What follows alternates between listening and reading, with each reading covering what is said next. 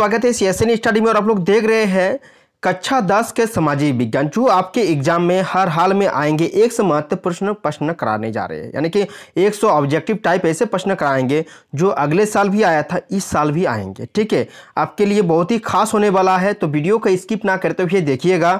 तो चलिए हम लोग आगे बढ़ते हैं प्रश्नों की ओर। ठीक है, तो यह है हम लोग का क्लास 10 हिस्ट्री यूरोप में राष्ट्रवाद का उदय। ठीक है, सबसे पहले क्वेश्चन क्या है, फ्रेडरिक सरायु कौन था? तो फ्रेडरिक जो सरायु कौन था, वो कौन था? तो याद रखिएगा आप लोग। ठीक है, वो था आपका जाकर फ्रांसीसी चित्रकार। ठीक है, कौन था? फ्रांसीसी चित्रकार था, यानी कि फ्रांसीसी चित्रकार कौन था? फ्रेडरिक सरायु था। याद रखिएगा आप लोग। नेक्स्ट याद रखिएगा, फ्रेडरिक सरायु किस देश से संबंधित था? तो फ्रेडरिक सरायु जो था वो कहाँ के थे? तो वो थे आपका फ्रांस के। ठीक है, किस कहाँ के थे? तो फ्रांस के थे। नेक्स्ट चलिए जानते हैं हम लोग ये वाला कि क्वेश्चन क्या है कि एक ऐसे राज्य स्थान या समाज की कल्पना करना जो इतना आदर्श हो कि उसका वास्तव में साकार होना संभव नहीं हो, क्या कहलाता? यानी कि एक ऐसे स्थान, राज्य या समाज की कल्पना कर, तो उसको क्या कहेंगे? कल्पना आदर्श ना। देखिए यहाँ पर देखिए, स्थान, समाज, राज्य की ऐसा कल्पना करो जो कि इतना आदर्श हो कि जिसका साकार होना संभव ना हो। जिसका साकार होना, जो ऐसा समाज सोच रहे हैं कि जिसका साकार होना ही संभव नहीं है, उसे क्या कहते हैं? कल्पना आदर्श। मतलब कल्पना में यूटोपिया क्या कहते हैं? यूटोपिया कहते हैं। आपको पूछ सकता है यूटोपिया क्या है, तो आपको इसको लिख देने से आपका आंसर हो जाएगा। ठीक है, जो short type, very short type में आती है। ठीक है, नेक्स्ट क्वेश्चन क्या है? नेक्स्ट क्वेश्चन हमारा है, फ्रेडरिक सरायु के 4 चित्रों की श्रृंखला में रचे गए सपनों के संसार में कैसे राष्ट्रों की कल्पना की गई है? तो है जनतांत्रिक और सामाजिक गणतंत्र की यह कल्पना की गई। ठीक है, इसमें से कौन है? तो जनतांत्रिक और सामाजिक गणतंत्र जो है, यह 4 चित्रों की श्रृंखला में रचे गए संसार में कैसे राष्ट्रों की कल्पना की गई है? तो जनतांत्रिक और सामाजिक गणतंत्र की कल्पना की गई है। कौन कल्पना क्या है? तो फ्रेडरिक सरायु ने। ठीक है, याद रखिएगा।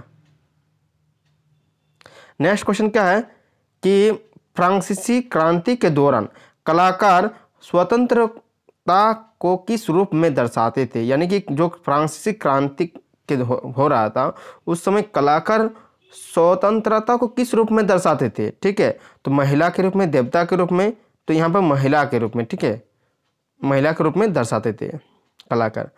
ऐसी सरकार या शासन व्यवस्था जिसकी सत्ता पर किसी प्रकार का अंकुश नहीं होता है, क्या कहलाता है? यानी कि ऐसी शासन व्यवस्था, ठीक है, जिस पर सत्ता पर किसी तरह का अंकुश नहीं होता है, ठीक है, उसे क्या कहते हैं? निरंकुशवाद कहते हैं। याद रखिएगा, निरंकुशवाद क्या है, आपको पूछ सकता है तो वेरी शॉर्ट टाइप क्वेश्चन में, तो आप लोग लिख दीजिएगा यहाँ से यहाँ तक, तो आप लोग हो जाएगा। ठीक है, नेक्स्ट क्वेश्चन क्या है कि सामाजिक उपबंध नामक पुस्तक के लेखक कौन थे? तो सामाजिक उपबंध नामक लेखक जो थे वो थे रोसो। रोसो ने ही सामाजिक उपबंध नामक पुस्तक लिखा था। ठीक है, नेक्स्ट क्वेश्चन क्या है, फ्रांस की क्रांति कब हुई थी? तो याद रखिएगा, फ्रांस की क्रांति जब पूछेगा तो 1789। ठीक है, 1790। लेकिन आपको फ्रांस में पहला विद्रोह कब हुआ था? तो वो होगा 1830। ठीक है, अगले साल जो क्वेश्चन आया था, ठीक है, 2023 में ये आया था,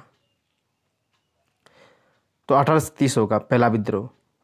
नेक्स्ट क्वेश्चन क्या है, राष्ट्रवाद की अवधारणा, वो आगे क्वेश्चन हम लोग वो मिल जाएगा। ठीक है, राष्ट्रवाद की अवधारणा का जन्म किस घटना से माना जाता है? तो राष्ट्रवाद की जो अवधारणा का जन्म किस घटना से माना जाता है? तो हो जाता है फ्रांसीसी क्रांति। ठीक है, फ्रांसीसी क्रांति की घटना को राष्ट्र की अवधारणा का जन्म कहा जाता है। ठीक है, यानी नेक्स्ट क्वेश्चन है, फ्रांस की क्रांति के समय फ्रांस में किस प्रकार का शासन था? यानी कि फ्रांस की जब क्रांति हो रही थी तो उस समय फ्रांस में किस प्रकार का शासन था? तो वो था राजतंत्र और निरंकुश दोनों प्रकार की शासन था। राजतंत्र और निरंकुश शासन व्यवस्था था। ठीक है, नेक्स्ट क्वेश्चन क्या है कि केंद्रीयकृत सैन्य बल, ठीक है, केंद्रीयकृत सैन्य बल पर आधारित दमनकारी राजशाही सरकारों को कहा जाता है? यानी कि जो केंद्रीयकृत सैन्य बल पर आधारित दमनकारी राजशाही होता है उससे सरकारों को क्या कहा जाता है? तो उससे कहा जाता है निरंकुश सरकार। क्या कहा जाता है? क्योंकि उस समय क्या था, फ्रांसीसी में 2 टाइप का था। अभी हम लोग जाने कि फ्रांस की क्रांति के समय क्या जाने कि राजतंत्र शासन था और निरंकुश। तो उस समय क्या था, तो केंद्रीय सैन्य बल पर आधारित दमनकारी राजशाही सरकारों को कहा जाता था निरंकुश सरकार। कौन सा सरकार कहा जाता? निरंकुश सरकार। नेक्स्ट क्वेश्चन क्या है, बुर्बो राजवंश का शासन किस देश में था? तो बुर्बोन राजवंश का शासन जो था वो फ्रांस में था। ठीक है, मतलब फ्रांस को लेकर पढ़ रहे थे, फ्रांस से ही होगा ना। किस राष्ट्र की सामूहिक पहचान को क्या कहते हैं? किसी राष्ट्र की सामूहिक पहचान को क्या कहते हैं? वो कहते हैं राष्ट्रवाद कहते हैं। याद रखिएगा, क्या कहते हैं? राष्ट्रवाद। मतलब किसी राष्ट्र की सामूहिक पहचान को क्या कहते हैं? तो राष्ट्रवाद कहेंगे। राष्ट्रवाद में एक निश्चित भौगोलिक क्षेत्र में रहने वाले जनता इनमें से किनके द्वारा जुड़ी होती है? जो राष्ट्रवाद में एक दूसरे के साथ जो लोग होते हैं भौगोलिक क्षेत्र में, वो द्वारा जुड़ी होती है, उसे क्या कहते हैं? तो उसे हम लोग क्या कहते हैं? समान संस्कृति। एक जगह रहेंगे तो समान संस्कृति होगा, समान इतिहास और धार्मिक मान्यताएं होगी। ठीक है, नेक्स्ट क्या है? भाषा और लोक परंपरा एक होगी, इनमें से सभी होगा। ठीक है, यानी कि याद रखिएगा, समान संस्कृति, समान इतिहास एवं धार्मिक मान्यताएं होगी, भाषा और लोक परंपरा, यह 3 को। ठीक है, वो राज्य जहाँ की राजनीतिक सत्ता उसकी सांस्कृतिक सत्ता से मिलकर बनती है, क्या कहते हैं? याद रखिएगा, वो राज्य जहाँ की राजनीतिक सत्ता और सांस्कृतिक सत्ता मिलकर जो बनती है उसे क्या कहेंगे? तो राष्ट्र राज्य कहेंगे। क्या कहेंगे? तो राष्ट्र राज्य। आपको पूछा जाए कि राष्ट्र राज्य क्या है, तो वो राज्य जहाँ की राजनीतिक सत्ता उसकी सांस्कृतिक सत्ता मिलकर बनती है उसे क्या कहते हैं? राष्ट्र राज्य कहते हैं। नेक्स्ट याद रखिएगा, फ्रांस की क्रांति के बाद फ्रांस में कौन से राजनीतिक और संवैधानिक बदलाव हुए? तो याद रखिएगा, फ्रांस की क्रांति के बाद राजनीतिक और संवैधानिक रूप से क्या क्या बदलाव हुए थे? तो राजतंत्र का अंत हुआ था, नागरिकों के समूह को सत्ता मिली थी, लोगों द्वारा राष्ट्र राज्य का गठन किया गया था। यह तीनों, मतलब इसमें से ये सभी होगा। ठीक है, इनमें से सभी, यानी कि राजतंत्र का अंत हो गया था, नागरिकों के समूह को सत्ता मिल गई थी, लोगों द्वारा राष्ट्र राज्य का गठन हो गया था। नेक्स्ट क्वेश्चन आप लोग पढ़िएगा, चुने हुए नागरिकों के समूह नेशनल असेंबली, ठीक है, द्वारा क्या केंद्रीय प्रशासनिक व्यवस्था लागू की गई थी? तो क्या प्रशासनिक व्यवस्था लागू की गई थी? क्या क्या लागू की गई थी? सभी नागरिकों के लिए समान कानून होना चाहिए, आंतरिक आयात निर्यात की शुल्क समाप्ति होनी चाहिए, मापतौल की एक समान व्यवस्था होनी चाहिए। ठीक है, यानी कि इनमें से सभी को लागू किया गया था नेशनल असेंबली में। ठीक है, नेक्स्ट याद रखिएगा, मार्सिले किस देश के राष्ट्रभक्ति का गीत है? तो मार्सिले जो है तो वो कहाँ का है? हम लोग फ्रांस को लेकर पढ़ रहे थे, फ्रांस का है मार्सिले, एक राष्ट्रगीत है। कहाँ का राष्ट्रगीत है? तो फ्रांस का, याद रखेंगे। फ्रांसीसी राष्ट्र का भाग्य और लक्ष्य यूरोप के लोगों को किस मुक्त कराना था? मतलब कि फ्रांसीसी राष्ट्र का भाग्य और लक्ष्य यूरोप के लोगों का किससे मुक्त कराना था? तो किससे मुक्त कराना था? तो वो था तानाशाही से, क्योंकि तानाशाही से मुक्त कराना था। ठीक है, वहाँ का फ्रांस में क्या था? तानाशाही। तानाशाही मतलब कि जिसे आप लोग कह सकते हैं राजतंत्र, मतलब एक ही राजा होता है, वो अपने मन से क्या कर सकता है? लोगों पर काबू करता था, मतलब तानाशाही सरकार ना। मतलब राजा का बेटा राजा ही होगा, उसको किसी को भी मतलब कुछ भी, मतलब उस समय क्या होता राज कि फ्रांसिस जो था वहाँ पर, तो वहाँ पर लोग के मतलब लोगों के ऊपर जुल्म करता था, उसके मन मर्जी चलता था, वो तानाशाही होता है। मतलब वो अपने मन मर्जी के मुताबिक चलता था वहाँ का सरकार, तो उसे क्या कहेंगे? तानाशाही। तो तानाशाही से मुक्त करके लोगों को क्या, फ्रांसीसी राष्ट्र का भाग और लक्ष्य यूरोप के लोगों को किससे मुक्त कराना था? तानाशाही सरकार से। ठीक है, याद रखिएगा। एक महान सेनानायक नेपोलियन बोनापार्ट को फ्रांस का घोषित किया गया था। एक महान सेनानायक नेपोलियन बोनापार्ट को फ्रांस का घोषित किया गया था। क्या घोषित किया गया था? सम्राट घोषित किया गया था। ठीक है, मतलब यहाँ तानाशाही सरकार को हटाकर नेपोलियन बोनापार्ट को क्या किया गया था? सम्राट घोषित किया गया था। प्रशासनिक व्यवस्था को तर्कसंगत और कुशल बनाने के लिए नेपोलियन द्वारा लागू की गई संहिता का नाम क्या था? तो वह था आपका नागरिक संहिता। मतलब नेपोलियन द्वारा जो लागू किया गया था संहिता, उसका नाम क्या है? नागरिक संहिता। ठीक है, नेक्स्ट क्या है? फ्रांस में नेपोलियन संहिता किस वर्ष लागू की गई थी? अभी हम लोग देखें कितना में? 1804 में। तो यहाँ पर आंसर क्या हो जाएगा? आपको पूछ सकता है, तो 1804 ईस्वी में।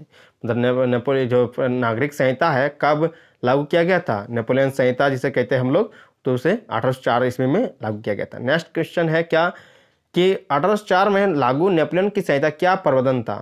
क्या प्रावधान था? तो उसमें क्या क्या था? जन पर आधारित विशेषाधिकार की समाप्ति, कानून के समक्ष बराबरी, संपत्ति के अधिकार को सुरक्षा। ठीक है, इनमें से सभी होगा। यानी कि जो नेपोलियन जब सम्राट बनाया गया नेपोलियन बोनापार्ट को, तो यह सब कानून लाया गया। ठीक है, नेपोलियन संहिता को कहाँ लागू किया गया था? आप लोग अभी बताइए, अपने कमेंट बॉक्स में जरूर कमेंट कीजिए कहाँ लागू किया गया था नेपोलियन संहिता को। तो हम लोग कहाँ किसको लेकर पढ़ रहे हैं? फ्रांस को लेकर, तो फ्रांस के नियंत्रण वाले पूरे क्षेत्र में, ठीक है। फ्रांस और उसके नियंत्रण वाले क्षेत्रों में नेपोलियन ने क्या सुधार किए? तो नेपोलियन ने क्या सुधार किए थे? सामंती व्यवस्था को समाप्ति कर दिया था, ठीक है। सामंती व्यवस्था जो होता है उसे क्या कर दिया था? समाप्त कर दिया था। किसानों को भूत दास्तव्य और जागीरदारों शुल्कों से मुक्त किया गया था, यानी कि जो वहाँ के जागीरदार थे, जो महाजन होते हैं, ठीक है, उसको समाप्त कर दिया था। कारीगरों के श्रेणी संघों के नियंत्रण को हटा दिया गया था, यानी कि कारीगरों के जो वहाँ के नियंत्रण को क्या कर दिया था? श्रेणी संघों के नियंत्रण को हटा दिया गया था। यह नेपोलियन सहायता में भी था, ठीक है। ये सुधार लाया था फ्रांस में। क्या क्या सुधार लाया था? कि सामंती व्यवस्था को समाप्त कर दिया था। जो दास्तव्य या जागीरदार होते थे, महाजन होते थे, जिसके पास बहुत सारे खेती बाड़ी के लिए जमीन होती थी, वह क्या कर उसको हटा दिया था, महाजन को हटा दिया गया था। कारीगरों के श्रेणी संघों के नियंत्रण पर हटा दिया गया था। अब नेक्स्ट क्वेश्चन है क्या? कि स्वतंत्रता कानून के समक्ष, ठीक है, आम सहमति से बनी सरकार मताधिकार तथा कुलीन वर्ग के विशेषाधिकारों की समाप्ति का वकालत कौन करता है? तो देखिए, याद रखिएगा, स्वतंत्रता कानून के समक्ष समानता, कानून के समक्ष समानता, आम सहमति से बनी सरकार, ठीक है, मताधिकार तथा कुलीन वर्ग के विशेषाधिकारों की समाप्ति की वकालत कौन करता है? तो वो करता है उदारवाद करता है। तो आपको पूछा जाएगा उदारवाद क्या है, तो आप यहाँ से यहाँ तक लिख सकते हैं। क्या लिख सकते हैं? स्वतंत्रता कानून के समक्ष समानता, आम सहमति से बनी सरकार, मताधिकार तथा कुलीन वर्ग के विशेषाधिकारों की समाप्ति की वकालत जो करता है उसे क्या कहते हैं? उदारवाद कहते हैं। रूढ़िवाद से क्या तात्पर्य है? तो रूढ़िवाद क्या कहते हैं? रूढ़िवाद मतलब स्थापित परंपरा पर बल। रूढ़िवाद क्या है? जो पहले से परंपरा आ रही है उसी को, रीति रिवाज को बनाए रखना, ये सब क्या है? मतलब रूढ़िवाद मतलब अपने जो पहले जैसा है उसी पर रहेंगे, तो उसको क्या कहेंगे? रूढ़िवाद कहेंगे। आधुनिकता एवं परिवर्तन को विरोध करना, यह क्या है? रूढ़िवाद है, ठीक है। रूढ़िवाद मतलब क्या है? जो पहले से चले आ रहा है उसी में चलिए, ठीक है, नया कुछ करने का जरूरत नहीं है, उसको बनाए रखने को क्या कहते हैं? रूढ़िवाद कहते हैं। उदारवाद की उत्पत्ति लैटिन शब्द लिब्रे, ठीक है। उदारवाद की उत्पत्ति किससे हुई है? लिब्रे शब्द हुई। इस शब्द का क्या अर्थ है? तो यह है आज़ादी। उदारवाद मतलब क्या हो गया? आज़ादी, ठीक है। नेक्स्ट क्वेश्चन क्या? नए मध्यम वर्ग के उदारवाद का क्या मतलब है? नए मध्यम वर्ग के लिए उदारवाद का मतलब है आपका जाकर व्यक्ति के लिए आज़ादी और कानून के समक्ष सबकी बराबरी। उदारवाद मतलब हो गया सबको आज़ादी, ठीक है, और कानून के समक्ष सबकी बराबरी। कानून का सब, कोई भी कानून होगा लागू तो सबके लिए बराबर होगा, ठीक है। तो यह होगा, इसमें दोनों होगा, ठीक है, याद रखिएगा। उदारवाद इनमें से किसका पक्षधर होता है? तो उदारवाद याद रखिएगा कि निरंकुश का शासन का अंत करता है, ठीक है, पादरी वर्ग के विशेषाधिकार की समाप्ति करता है, संविधान तथा संसदीय प्रतिनिधि सरकार, यानी कि सभी होगा, ठीक है, इनमें से सभी। क्योंकि उदारवाद क्या सोचता है? सबको आज़ादी, सबके बराबर कानून। तो निरंकुश जो होता है उसको अंत कर देता है। निरंकुश जो तानाशाही सरकार होता है उसको ख़त्म कर दे।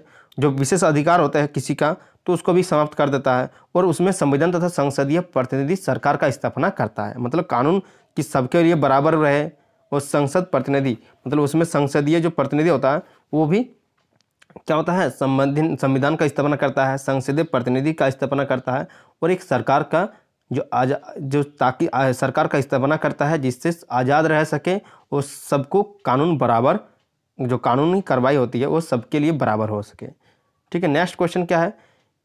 ना कि निरंकुश होना चाहिए, ठीक है। नेक्स्ट क्वेश्चन है, एक प्रत्यक्ष मतदान जिसके द्वारा किसी निश्चित क्षेत्र के सभी निवासियों से किसी प्रस्ताव को स्वीकार या अस्वीकार करने को पूछा जाता है, यह प्रक्रिया क्या कहलाती है? यानी कि देखिए, जनमत संग्रह कहते हैं। ये मतदान भी नहीं कहते, आम चुनाव भी नहीं कहते।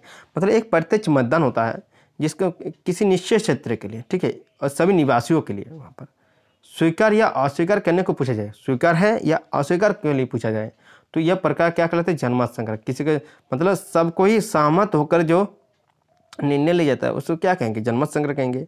बस सबका मतलब वहाँ पर जितने भी लोग होते हैं, निवासी होता है जो एक विशेष क्षेत्र में, तो उसे क्या कहेंगे? जनमत संग्रह कहेंगे। वो विचारधारा जो स्त्री पुरुष की सामाजिक, आर्थिक एवं राजनीतिक समानता पर आधारित हो उसे क्या कहते हैं? यानी कि वो विचारधारा, ठीक है, जिस पर क्या है? मतलब स्त्री पुरुष सामाजिक आर्थिक और राजनीतिक समानता पर आधारित, तो उसे क्या कहेंगे, नारीवाद कहेंगे। ठीक है। फ्रांस में किनको मतदान का अधिकार नहीं था, यानी कि जब फ्रांस में मतदान हो रहा था वहाँ पर किनको मतदान का जो वहाँ पर था, संपत्ति विहीन, जिसके पास संपत्ति नहीं था उसको मतदान करने का अधिकार नहीं था, और सभी महिलाओं को, यहाँ पर महिलाओं को मतदान देने का हक नहीं था। ठीक है, यानी कि दोनों होगा। ब्रिटेन, रूस, प्रासा और ऑस्ट्रिया जैसी यूरोप शक्तियों ने मिलकर नेपोलियन को कब हरा दिया था? जब नेपोलियन जो बोनापार्ट था, तो ब्रिटेन था, रूस था और ऑस्ट्रिया मिलकर, प्रासा, इस यूरोपीय शक्तियों ने मिलकर, ये सारे यूरोपीय शक्ति है, ये नेपोलियन बोनापार्ट को हरा दिया था। कब हरा दिया था? 1815 ईस्वी में। ठीक है। वियना संधि कब हुई थी? याद रखिए, वियना संधि जो हुई थी, याद रखिए, बहुत ही इंपॉर्टेंट क्वेश्चन है आपके लिए। तो वियना संधि जो हुई थी आपका जाकर 1815 ईस्वी में। देखिए, तो नेपोलियन बोनापार्ट को जैसे ही हराया तो वहाँ पर वियना संधि लाई गई, और कब लाई गई थी? तो 1815 ईस्वी में। वियना सम्मेलन का आयोजन किस वर्ष हुआ था? तो वियना सम्मेलन का आयोजन जो है 1815 ईस्वी में हुआ था। वियना सम्मेलन की मेजबानी किसने की थी? तो वियना सम्मेलन की मेजबानी, ठीक है, ये यहाँ पर क्या किसने? तो मेटरनिक ने की थी, मेटरनिक ने की थी, याद रखिएगा। वियना सम्मेलन की मेटरनिक कौन था?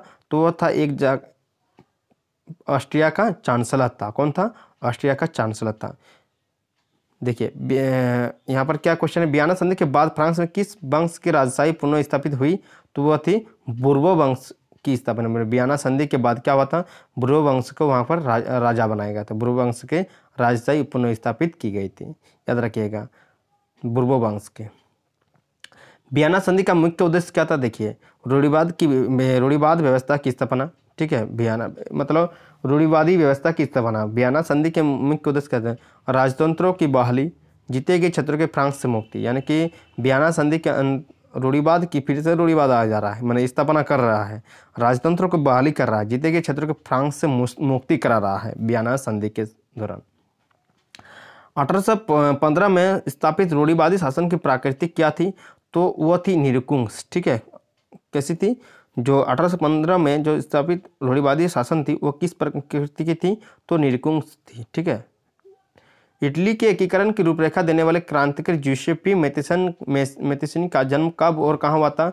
देखिए, ज्यूसेप्पे मैत्तेरानी का जन्म जो हुआ था वह हुआ था आपका जाकर 1807 जेनवा में। ठीक है, आपको पूछा जाएगा ज्यूसेप्पे मैत्तेरानी का जन्म कहाँ हुआ था? तो 1807 ईस्वी जेनवा में। इटली की मतलब क्या देने वाले थे? एकीकरण, इटली के एकीकरण की रूपरेखा देने वाले। एक गुप्त क्रांतिकारी संघ यंग इटली। ठीक है, यंग इटली की स्थापना 1830 ईस्वी के दशक में किसने की? तो वो की थी आपका जाकर ज्यूसेप्पे मैत्तेरानी ने। ठीक है, यंग इटली की स्थापना किसने की थी? मैजनी ने की थी। ठीक है, याद रखिएगा। नेक्स्ट क्वेश्चन क्या? यंग इटली के अतिरिक्त मैजनी ने और किस भूमिगत संगठन की स्थापना की थी? वो की थी यंग यूरोप की स्थापना की थी। ठीक है, याद रखिएगा। मैजनी का प्रमुख लक्ष्य क्या था? तो मैजनी जो था उसका लक्ष्य क्या था? तो इटली का एकीकरण था, राजतंत्र की समाप्ति की है। फिर से आ जा रहा है, इटली का एकीकरण था, इटली को कैसे एकीकरण मतलब इकट्ठा किया जाए, राजतंत्र की समाप्ति था, रूढ़िवादी का विरोध था। यह किसका था? मैजनी का प्रमुख लक्ष्य था। नेक्स्ट क्या है? ठीक है, हम लोग 100 क्वेश्चन तो कर लिए यहाँ पर, तो मिलते हैं नेक्स्ट क्वेश्चनों के साथ। तब तक के लिए देखते रहिए सेशन स्टडी, और आपको किस हिसाब से मदद पहुँचाना है, किस विषय में आपको ज़रूरत है, वो कमेंट बॉक्स में जरूर कमेंट कीजिए। Thank you for watching.